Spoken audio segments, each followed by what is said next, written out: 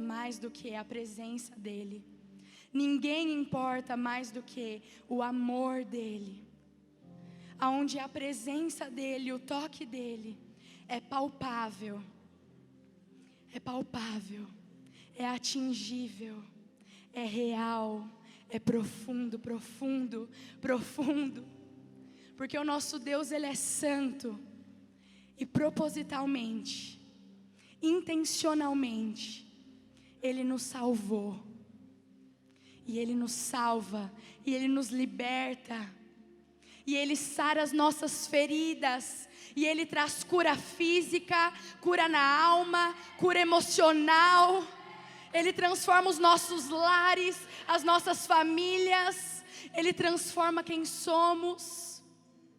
Ele aperfeiçoa o caráter dEle em nós.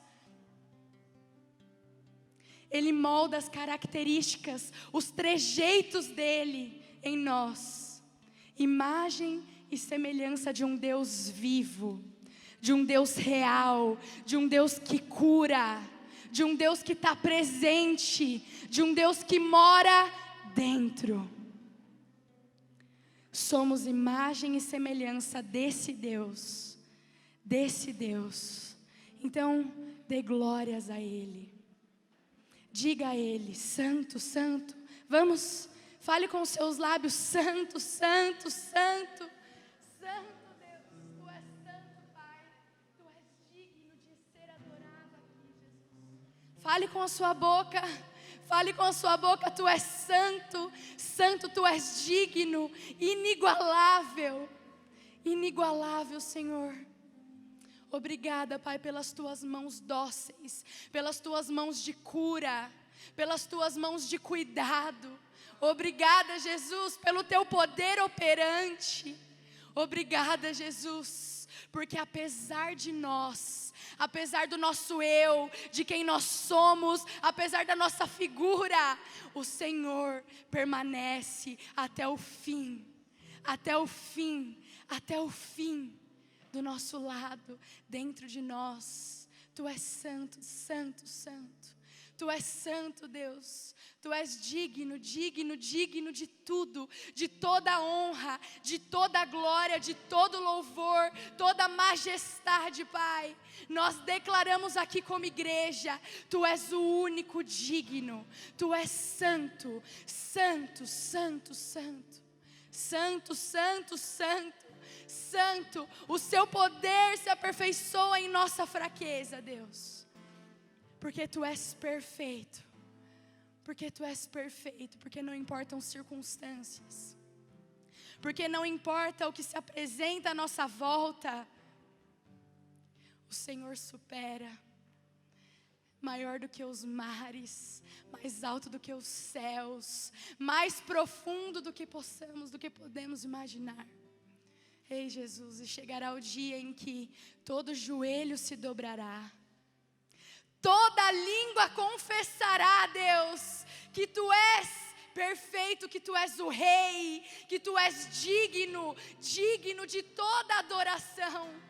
Todos da terra hão de Te adorar, de se prostrar.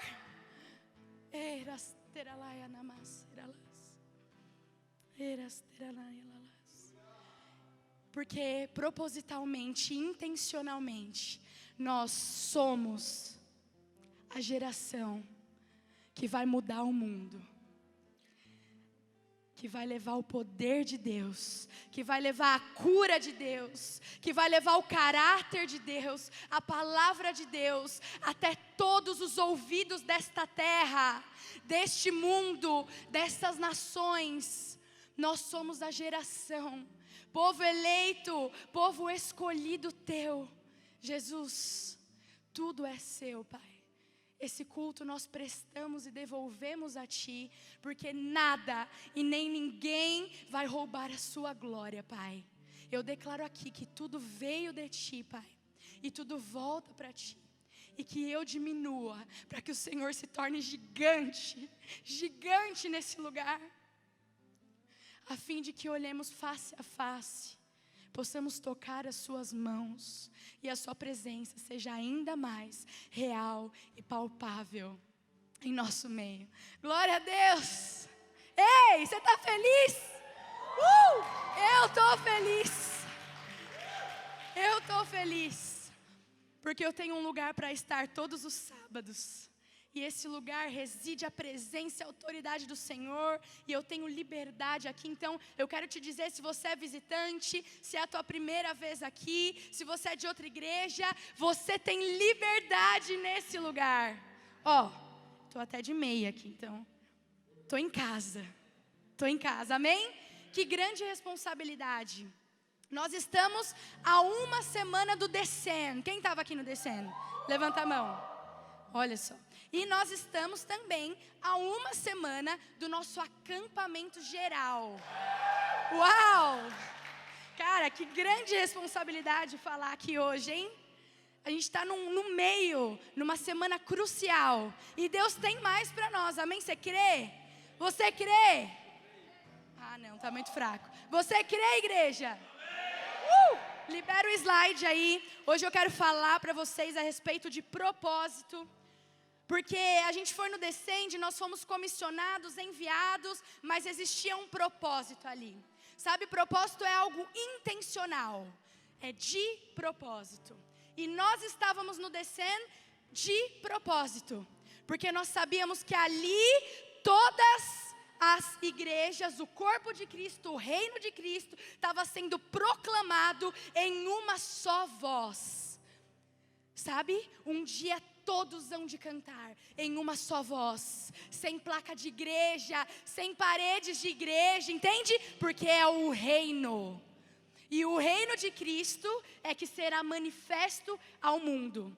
Não é a nossa igreja local, é o reino de Cristo. E é por isso que lá no Descend nós fizemos algo semelhante a isso aqui. Porque nós estávamos declarando que por onde quer que fomos, nós levaremos a palavra e a presença do Santo Deus como reino. Amém?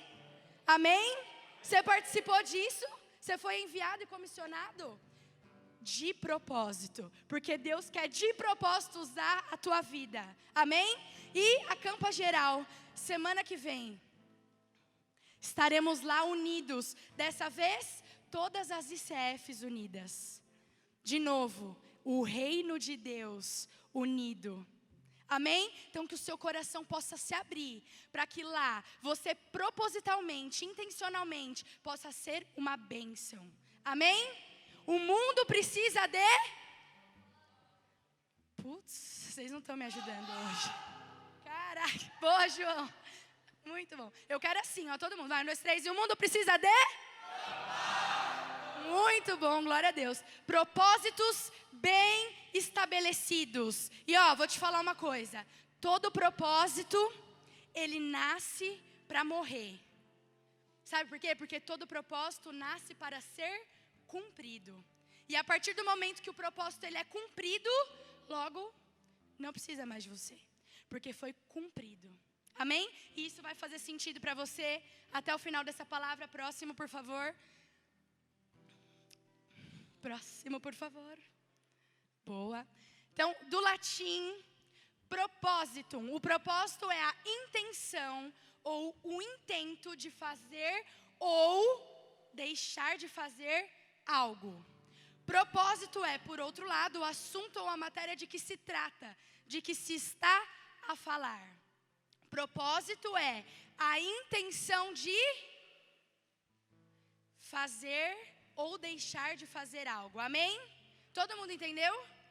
Sabe o que é propósito? Propósito é a intenção de fazer ou de deixar de fazer algo. Amém? Próximo, por favor. Por gentileza, abram suas Bíblias no livro de 2 Reis, capítulo 5. Vamos ler juntos.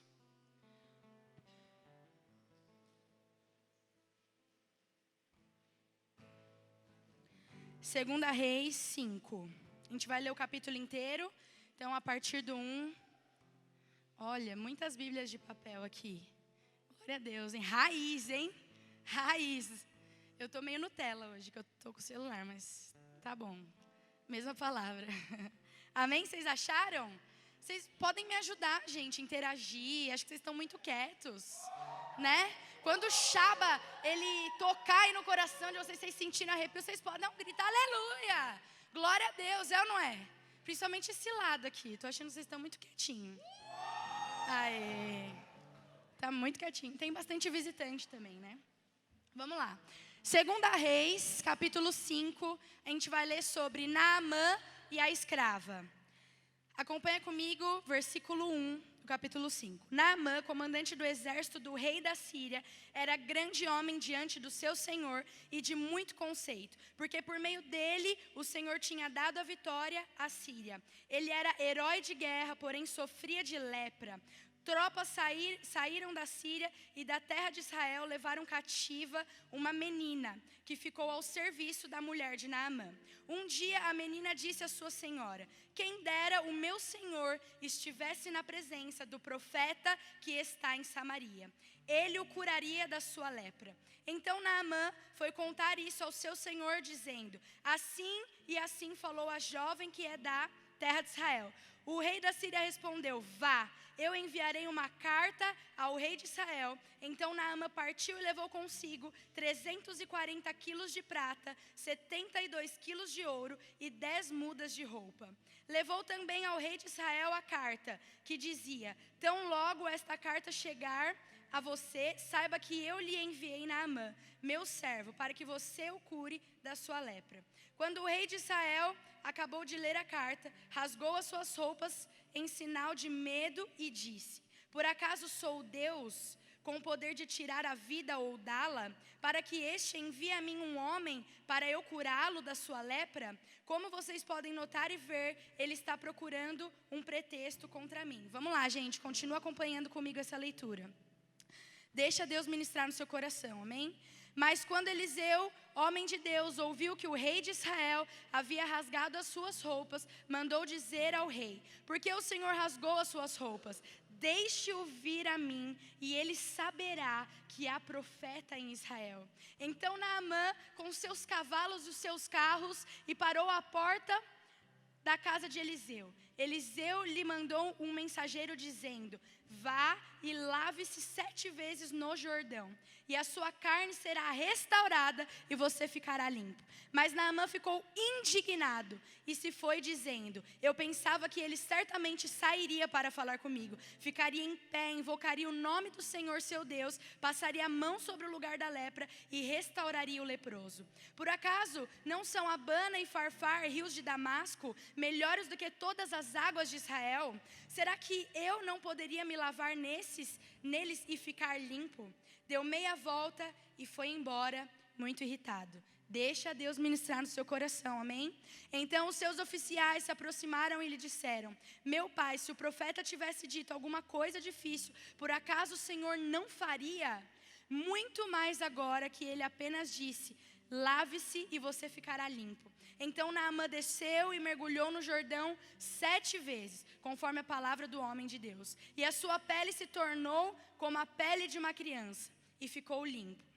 Depois ele voltou ao homem de Deus, ele e toda a sua comitiva. Veio, pôs-se diante dele e disse, eis que agora reconheço que em toda a terra não há Deus, a não ser em Israel. E agora, por favor, aceite um presente deste servo. Porém ele respondeu, tão certo como vive o Senhor, em cuja presença estou, não aceitarei nada. Naamã insistiu com ele para que aceitasse, mas ele recusou. Amém?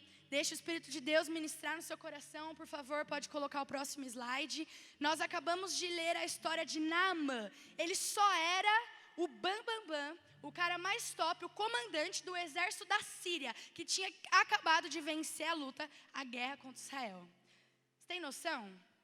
Só que mediante essa guerra, durante essa guerra, Naamã, não contente, ele levou uma menina de Israel, amém? Acompanha comigo, você está comigo?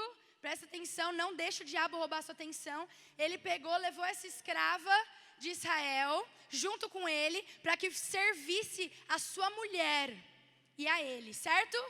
Agora, eu quero refletir com vocês aqui sobre alguns pontos. A começar com a condição dessa menina. Muitos e muitos leitores eu ouvi lendo esse texto, explanando essa mensagem, mas poucos explanaram sobre as condições desta escrava. E eu quero te levar agora a pensar como essa escrava, ter empatia por ela.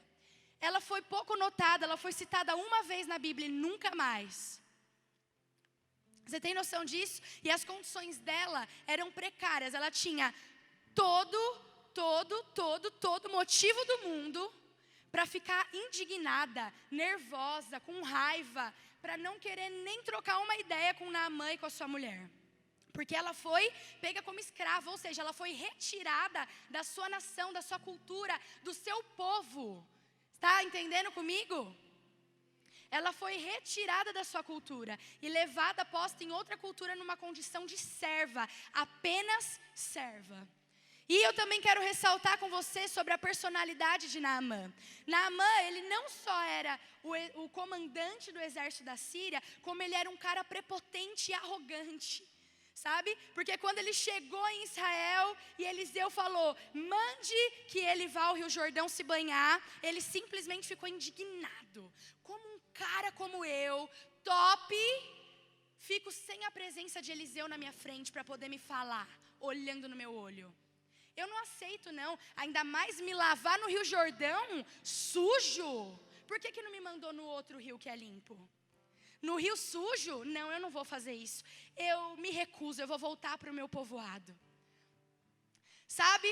Mas ainda que a personalidade de Naamã fosse uma personalidade difícil, e ainda que a doença dele fosse só a doença que tirava, que desconsiderava as pessoas da sociedade. Naquela época, a pessoa que tinha lepra, ela era praticamente desconsiderada. Ela não podia ser tocada, ela não podia ficar exposta, porque era uma doença feia. Ela pegava no corpo inteiro, era uma doença que poderia causar danos, inclusive visuais, e ninguém queria ficar perto, enfim. Mas, mesmo assim, essa escrava, na condição de escrava, de quem não era ninguém, ela não se preocupou com o como ela estava. Presta atenção nisso. Ela não se preocupou com o onde ela estava. Ela não se preocupou por que ela estava ali. Mas ela se preocupou com o quem era Naamã. Sabe? O propósito de Deus para nós, ele não tem a ver com o como, ele não tem a ver com o que, ele não tem a ver com o porquê. Porque para Deus não existem obstáculos, mas tem a ver com o nosso quem. Quem somos. Deus, ele deseja nos transformar o nosso coração de dentro para fora. E é por isso que quando Naamã chega para Eliseu e ele fica indignado com a atitude de Eliseu de não ir vê-lo, Deus ali está tratando o orgulho, o ego, a condição de quem ele era internamente, para que depois fosse manifestada uma cura externa, amém? Você pregou isso? Você pegou isso? Você crê nisso? Deus, ele está preocupado com quem você é. Não importa de onde você veio, não importa como você está e não importa por que você chegou nessa situação. Importa que Deus, ele ama e ele se importa com quem você é, o seu caráter. E ele quer metanoia, transformação completa, transformação interior e transformação exterior. Amém? Sabe, quando muitos cristãos vivem de propósito, o reino de Deus, ele é manifesto de uma forma completa. E agora eu quero que você preste atenção nisso. Sabe, a escrava, ela foi uma facilitadora, ela foi uma mediadora, ela fez a ponte. Mas houveram outros personagens aí nessa história que ajudaram Naamã a chegar a Israel, como por exemplo o rei da Síria que enviou a carta, como por exemplo os súditos dele que separaram a fortuna para que ele levasse como presente, até que Naamã chegasse em Israel para falar com o profeta. Então, querido, eu quero te dizer que quando o corpo de Deus, ele é manifesta de uma forma completa, ou seja, quando eu e você cumprimos o nosso papel de reino, se torna muito mais fácil que os não cristãos se acheguem a Jesus, até que vejam a face dele e sejam completamente curados. Cada um precisa exercer a sua função. Cada um precisa fazer o papel. Cada um precisa semear, plantar uma semente. Porque a palavra de Deus, ela não, em hipótese alguma, volta vazia. Amém? Então, nós precisamos contribuir. Não importa se um já foi lá, já orou, você vai e ora de novo. Você vai e acolhe. Você vai e supre as necessidades. Você vai e traz para perto. Você vai e retém essa pessoa. Amém? E eu quero dizer que todas as coisas, elas cooperam para o bem. A escrava, ela só precisou utilizar uma frase. E na verdade ali, a frase que ela utilizou foi uma manifestação daquilo que ela já tinha vivido. Daquilo que ela já tinha tido contato, entende isso? Porque ela não parou ali para formular uma frase. Ela simplesmente manifestou: quem dera o meu Senhor chegasse a Israel. Quem dera. Todas as coisas cooperam para o bem daqueles que amam e vivem com Deus. Sabe, ela simplesmente manifestou aquilo que tinha dentro dela. E foi tudo, foi o suficiente para que Deus fizesse todo o resto. Então eu quero te encorajar. Em hipótese alguma, você vai deixar de abrir a sua boca e profetizar, e explanar, e falar sobre as maravilhas, as obras que o Senhor tem feito na sua vida. Quando a Júlia foi curada, a gente imediatamente, aliás, antes da Júlia ser curada, a gente pensou, a gente vai testemunhar isso aqui no Oxis hoje. A gente saiu de lá e a gente tinha convicção. Vindo no carro estava eu, a Duda e o Nicolas, que a gente precisava chegar para o Nicolas abrir a segunda parte do encontro de líderes. E eu tinha no meu coração uma despreocupação tremenda. Porque eu tinha certeza absoluta que o meu Deus estava operando infinitamente mais do que nós somos capazes de orar naquela casa. Sabe? E eu creio que a cura da Júlia, na verdade, ela não foi só uma cura física para que a gente vibre aqui. Mas ela foi uma demonstração do amor, da divindade de Deus para a mãe dela.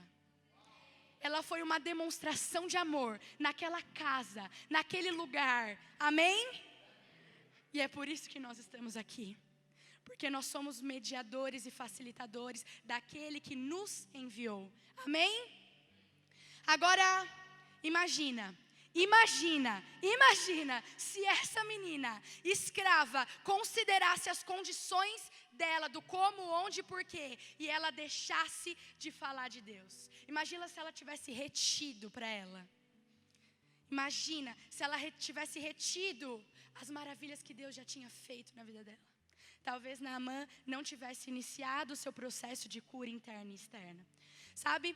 E com esse texto eu quero concluir o seguinte: existem muitas prisões, eu vou profundo, prisões na alma, prisões na mente, que nos impedem de simplesmente abrir a nossa boca. Porque muitas vezes nos sentimos inferiorizados, incapazes. Nos sentimos menos do que as pessoas que estão à nossa volta. E por isso, na nossa mente, por uma prisão mental, a gente represa aquilo que Deus quer iniciar através de nós. E eu creio que nessa noite, o Espírito Santo de Deus, Ele está agindo em cura aqui. Ele está agindo sobre cura em nós, cura sobre nós, para que as prisões das nossas mentes sejam desconstruídas, sejam dilaceradas, cadeias quebradas, para que você não retenha absolutamente nenhum % daquilo que Deus quer fazer e transbordar dentro de você, amém? O mundo precisa de propósito. O mundo precisa de pessoas intencionais. Pode passar o próximo slide. O mundo precisa de facilitadores. Nós precisamos ser facilitadores de encontros com Deus, aonde fomos plantados. Nas nossas escolas, nas nossas universidades, nos nossos trabalhos, no nosso bairro. Sabe por quê? Porque existe profeta em Israel. E você crê nisso? Existe profeta em Israel. Pode mandar, porque eu não vou reter. Eu não vou segurar, mas eu vou propiciar, eu vou facilitar, eu vou mediar encontros com Deus em todo tempo. Nenhuma alma passará batida. Outro dia eu fui no médico fazer exame de rotina e eu estava sentada esperando assim, e um monte de povo doido circulando, e era enfermeira e não sei o que, e o Espírito Santo começou a ministrar no meu coração: você vai entrar na sala dessa médica e você vai falar de mim para essa médica, e você vai começar dizendo que você é cristã e que você me serve. Eu falei: uau, eu só iria pedir um exame de rotina, mas Deus quer mais. Ele quer propósito, Ele quer mais, porque a nossa vida é dEle. Tudo, se nos movemos, quer comemos, quer bebemos, fazemos para a glória de um Deus, de Jesus, que está vivo, que manifesta, que opera a sua glória internamente e externamente, amém? Por isso eu entrei naquela sala e eu falei assim: sou cristã, mas eu vim pedir um exame de sangue aí, que eu preciso, vou viajar, preciso fazer aí para ver se meu colesterol, triglicéridos, sei que lá, tireoide tá bom. Mas eu sou cristã, eu queria falar isso, que eu sou cristã. Ela era coreana, trabalhou 20 anos nos Estados Unidos. Você vê que eu peguei até o WhatsApp dela, você vê que o nível de intimidade foi além. E ela estava trabalhando ali. Eu moro num bairro assim, pobre, inferior, e, cara, onde tem pessoas estragadas. Inclusive tem um ponto de tráfico em frente a esse posto, que é em frente à minha casa. E eu falei assim: doutora, eu só queria saber, então, por que você está aqui, hein? Por que você está aqui? Sabe o que ela falou para mim? Os propósitos de Deus a gente não escolhe, a gente obedece. Cara, Deus propiciou um encontro, porque na verdade eu fui ministrar, e quando cheguei, eu é que fui ministrada. Olha como Deus faz propositalmente as coisas. Ela estava ali porque Deus colocou ela ali, e num amor, e numa alegria. Não tinha como duvidar daquilo que ela estava falando, porque o coração dela estava aqui, estava ali. Ela estava falando daquilo que ela estava vivendo, daquilo que ela vivia. Era experiência de vida. Amém? Não vamos reter. Fala comigo: eu não vou reter a palavra de Deus nunca, e serei facilitador de encontros com Deus. Amém. Foi fraco, mas a gente vai melhorar. Próximo slide, por favor. Gostaria que você abrisse João 6, de 1 a 8, a gente vai ler. Abre sua Bíblia aí, o povo que é raiz, o povo que é Nutella também. João 6, de 1 a 8. A gente vai falar sobre a multiplicação dos pães e dos peixes. Só tem mais esses 2 momentos para a gente acabar. Então, não perde a sua atenção, presta atenção aqui comigo. Vamos lá? Todo mundo achou? Amém? João 6, versículo 1. Depois dessas coisas, Jesus atravessou o mar da Galileia, que é o Tiberíades. Uma grande multidão o seguia, porque tinha visto os sinais que ele fazia na cura dos enfermos. Então Jesus subiu ao monte e sentou-se ali com os seus discípulos. Ora, a Páscoa, a festa dos judeus, estava próxima. Então Jesus, erguendo os olhos e vendo que uma grande multidão se aproximava, disse a Felipe: onde compraremos pão para lhes dar de comer?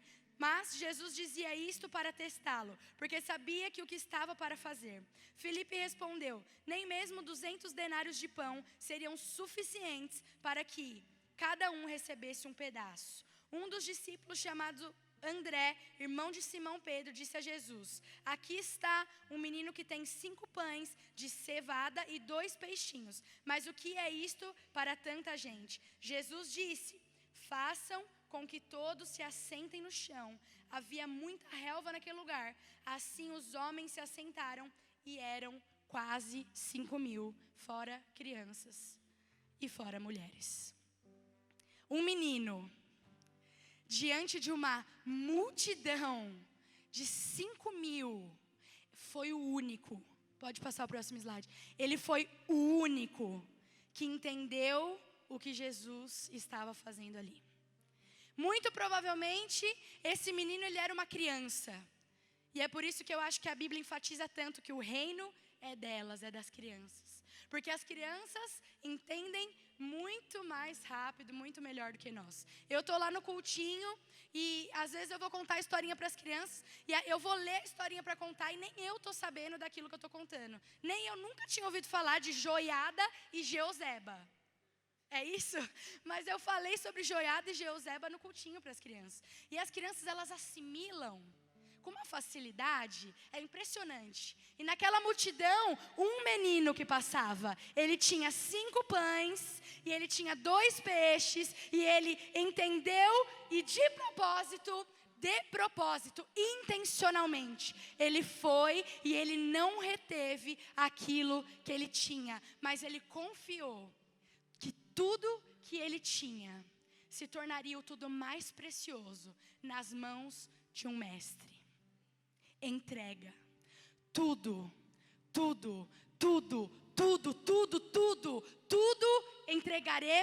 entregamos a Deus. Sabe, às vezes jovens, adolescentes chegam em mim e perguntam: nossa, Thaís, o que será que eu vou fazer de faculdade? Porque não, eu quero ser alguém tipo P.O., eu quero ser diretor da Bolsa de Valores, eu quero ser alguém relevante, importante. E aí eu penso, que pensamento medíocre. Que pensamento medíocre. Porque a gente não faz nada para ser alguém. A nossa natureza em Deus diz que antes de fazermos, nós somos em Deus os melhores. Portanto, tudo que fazemos em Deus será bem sucedido a partir da perspectiva de quem eu sou. Eu não preciso fazer nada para ser bem-sucedida, porque antes da criação do mundo, no ventre da minha mãe, o meu Senhor já tinha declarado quem eu seria no reino dele, e isso é tudo. Eu não preciso fazer, eu sou. Você não precisa fazer, você é. Passe a entender com essa perspectiva. E quando você entende com essa perspectiva, você não tem medo de entregar tudo para Deus. Porque você não tem medo de deixar de ser alguém, porque você é antes da entrega. E a sua entrega, ela só vai te ajudar a estar mais próximo do mestre. Porque a partir do momento que eu entrego, ele se aperfeiçoa em mim. Quando eu dou o que eu sou, ele dá o que ele é. E assim vai, ele vai me enchendo até que transborde. Sabe, o menino ele não foi egoísta. Ele não se preocupou se ele ficaria sem alguma coisa. Está comigo? Presta atenção. Ele não foi egoísta. Cara, e nós somos egoístas. Você já parou para pensar nisso? Como nós somos egoístas. Às vezes a gente está na fila do metrô, a gente está num avião. Uma vez eu estava no avião, estava indo, eu acho, que visitar minha mãe em Orlando. E aí quando eu estava no avião, parou tudo. E aí falaram no microfone: temos uma pessoa passando mal a bordo. Se tiver algum médico, por favor, se apresente à cabine de comissão. E aí na hora o meu coração queimou.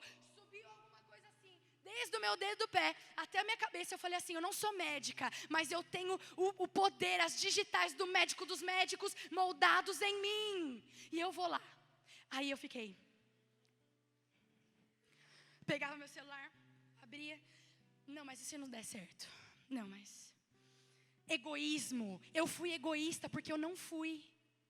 Eu não crio o suficiente. Eu não fui. E eu deixei de manifestar a glória de Deus ali naquele avião.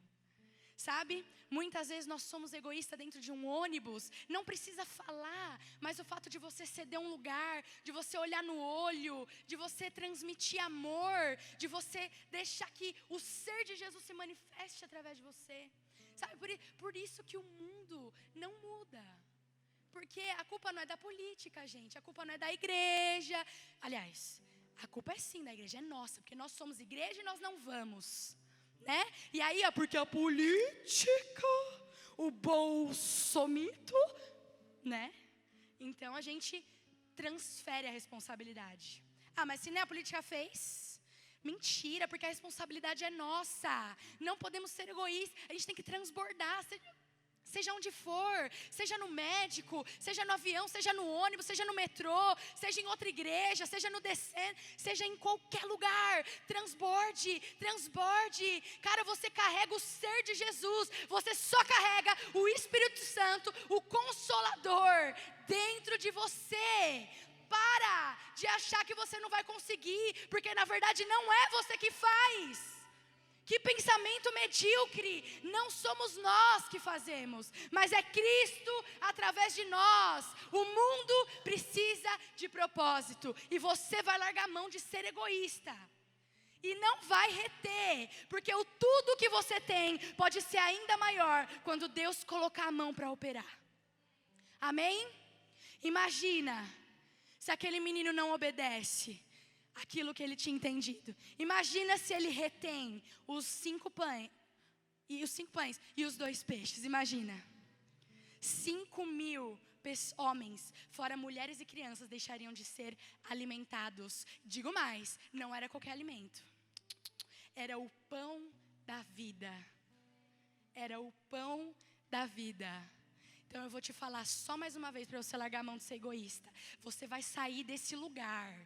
Cara, você vai sair desse prédio, e aonde você colocar a planta dos seus pés, a primeira coisa que você vai fazer é perguntar: Deus, eis-me aqui, em quem você quer que eu ministre? Fala, porque eu vou.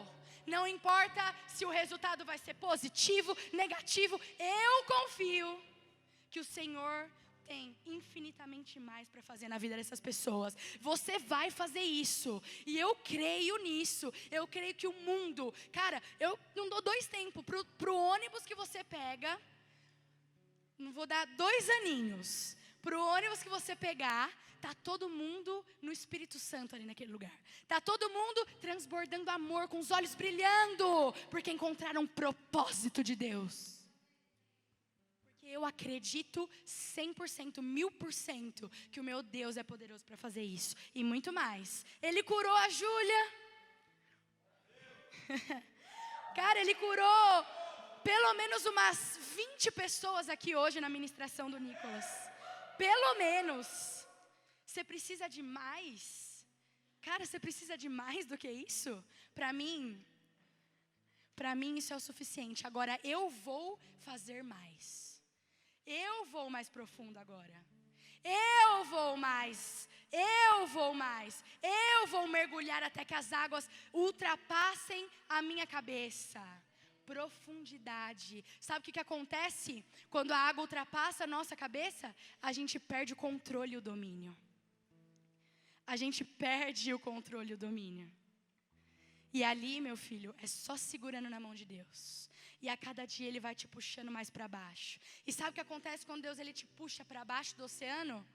O pecado, as mágoas, as feridas, as marcas, a bagagem, ela vai subindo, a gravidade. Gravidade. Vai subindo, vai ficando tudo para trás. Tudo para trás. Porque Deus traz a leveza a você. E o profundo dele é quando você está totalmente entregue nas mãos dele. Você sabe que ali, se você soltar, você morre, cara. Então você vai permanecer. Quanto mais profundo nós formos com Deus, mais difícil fica de voltar. Quanto mais profundo o mergulhador vai no oceano, mais difícil fica de voltar. E é por isso que a gente vai profundo, porque nós não vamos para voltar. É uma viagem de ida sem volta, porque foguete não dá ré. É isso aí. Pode passar o próximo slide. Vocês não estão rindo das minhas piadas, hoje tem que ser um pouco mais forçada. Foi péssimo. Cara, agora eu quero entrar no último momento. E eu quero dizer para você que o teu nível de propósito, lembrando que o propósito é a intenção de fazer ou deixar de fazer, determina também o teu nível de maturidade espiritual. Quanto mais maduros, menos ofendidos. Quanto mais maduros, menos preocupação. Quanto mais maduros, mais entregues a Deus. Pode passar o próximo. Queria ler o último texto com você, está lá em Gênesis 22. Fala sobre Abraão. e o seu Isaque. Abraão e o seu Isaque. Abre a sua Bíblia, Gênesis 22, versículo 1 diz: depois dessas coisas, Deus pôs Abraão à prova e lhe disse: Abraão, este lhe respondeu: eis-me aqui. Deus continuou: pega o seu filho, seu único filho Isaque, a quem você ama, e vá à terra de Moriá. Ali ofereça-o em holocausto sobre um dos montes que eu irei lhe mostrar. Na manhã seguinte, Abraão levantou-se de madrugada e, tendo preparado o seu jumento, levou consigo 2 dos seus servos e Isaque, seu filho. Rachou lenha para o holocausto e foi para o lugar que Deus lhe havia indicado. No terceiro dia, Abraão ergueu os olhos e viu o lugar de longe. Então disse aos servos: esperem aqui com o jumento, eu e o rapaz iremos até lá. E depois de termos adorado, voltaremos para junto de vocês. E depois de termos adorado, voltaremos para junto de vocês. Grava isso. Abraão pegou a lenha do holocausto e a colocou sobre Isaque, seu filho. Ele, por sua vez, levava nas mãos o fogo e a faca. Assim os dois caminhavam juntos. Isaque rompeu o silêncio e disse a Abraão, seu pai: meu pai. Abraão respondeu: eis-me aqui, meu filho. Isaque perguntou: eis aqui o fogo e a lenha, mas aonde está o cordeiro para o holocausto? Abraão respondeu: Deus proverá para si o cordeiro para o holocausto. E os dois seguiam juntos. Pode passar o próximo slide.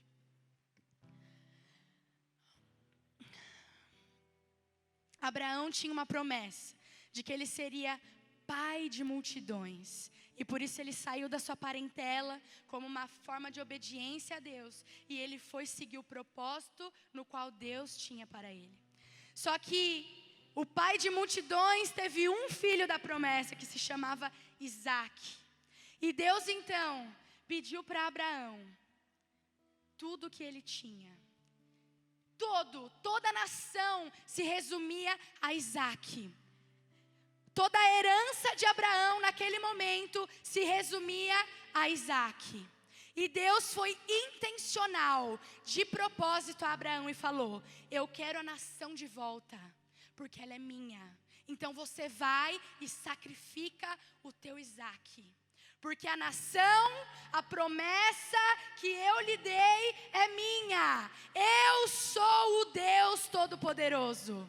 Então Abraão foi, porque ele entendeu o propósito que era maior do que o sacrifício. E é por isso que obedecer é melhor do que sacrificar. Porque a obediência revela o propósito, mas o sacrifício não.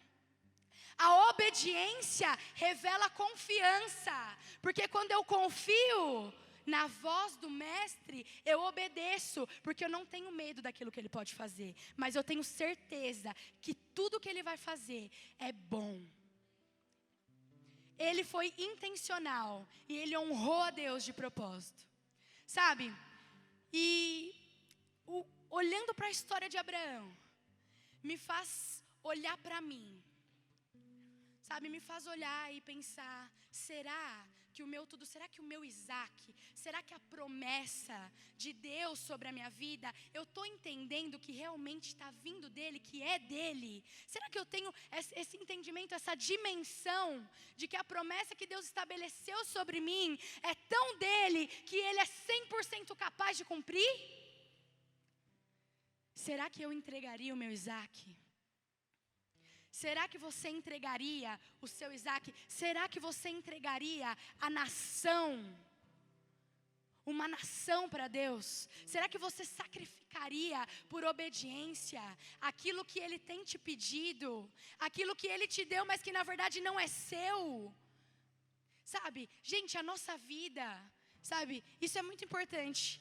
A nossa vida não é para nós mesmos, sabe? Quer comais, quer bebais, fazei tudo para a glória de Deus. Se eu vou ao supermercado, eu estou indo para a glória de Deus. Se eu me relaciono com a minha família, eu estou me relacionando pela glória de Deus. Se eu estou aqui nessa igreja, servindo vocês, é pela glória de Deus. Se eu estou namorando, é para a glória de Deus. Porque tudo que eu faço, necessariamente precisa manifestar a glória de Deus. Essa vida não é tudo que nós temos. Presta atenção, o batismo é só amanhã. Essa vida não é tudo que nós temos. E nós não somos o centro do Evangelho. Sabe, nossa, cara, como eu vejo teologias de prosperidade emocional sendo pregadas, nos colocando como o centro do mundo, nos colocando como a luz que brilha.